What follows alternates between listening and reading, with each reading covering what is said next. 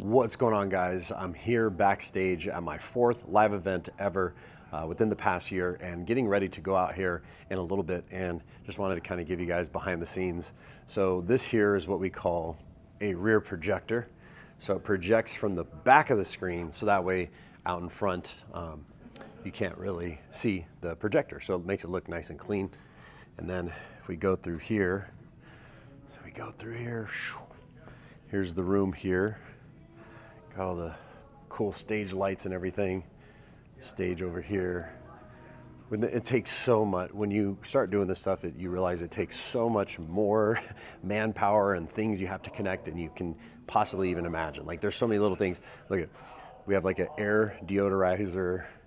This is where the team sits, all back here, everybody out here. And then we've got the AV guys back here. This giant spotlight, all the equipment.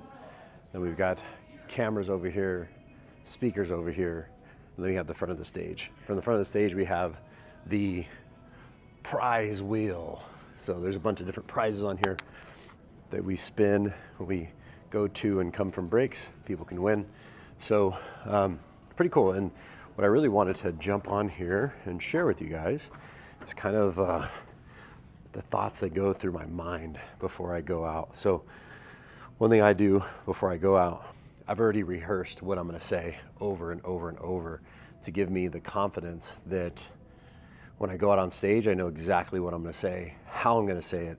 And some people wing things when they go out there, and you can really tell when they do, because they're very unsure, and there's a lot of gaps between what they say.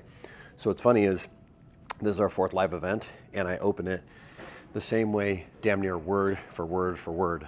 And what's interesting is, I heard from this person, because I was like, oh, it's got to be different content every time. It's got to be different content every time. And somebody said, look, when you go to your favorite band, they've been playing the same songs for 10, 20, 30, 40 years without really changing the songs. Yeah, some of them they added to it, but like, it's the same songs.